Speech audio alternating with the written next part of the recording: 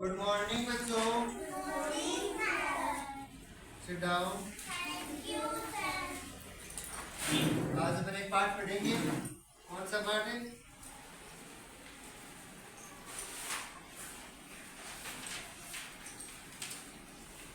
फसलों का सफर। पाठ का नाम है फसलों का। फसलें जानते हो ना? कितने प्रकार की होती है फसलें?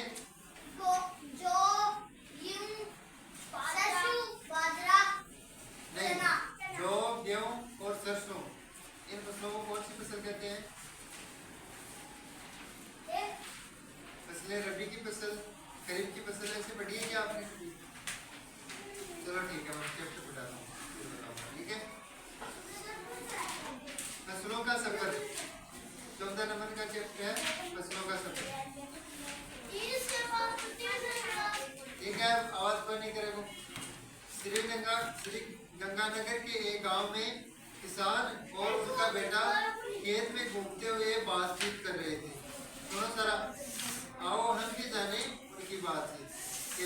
दो एक किसान और एक किसान को बेटो बातचीत कर की बातचीत सुना। किसान को क्या नाम है? कुलवंत है। और किसान का क्या नाम है? कुलवंत। और उनके बेटे का नाम है सुरजीत। तो किसान कह रहा है कुलवंत उनके बेटे का नाम है और सुरजीत किसान का नाम है। तो कुलवंत कह रहा है पापा जी अब की बार अपने खेत में फसल अच्छी हुई है। तो सुरजीत कह रहे हैं हाँ पुत्र। फिर कुलवंत कह रहा है पापा जी फसल पक गई, अब इसे कटवानी पड़ेगी। तो सुरजीत कह रहा है हाँ पुत्र, फसल कटवाने का सारा इंतजाम कर दिया है। तू तो गेहूं निकालने के लिए थ्रेसर का इंतजाम कर दे। थ्रेसर जानते हो क्या? कैसा होता है थ्रेसर?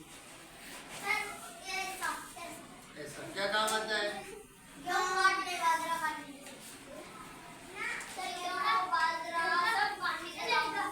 काटने के लिए नहीं, उनको निकालने के लिए।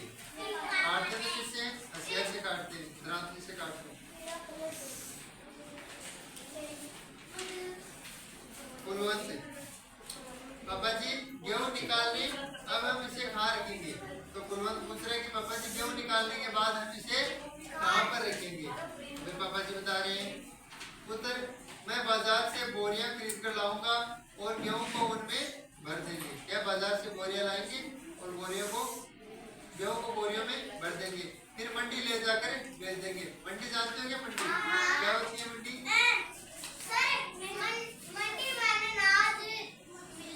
नाज मिले और किसान बैठ जाके नाज आपको बेचते। तो मंडी को जैसे देख लियो आए हुआ मंडी। ठीक है, समझ में आई नहीं साल की बात है? फसल के बारे में ज्ञान हुआ था ना?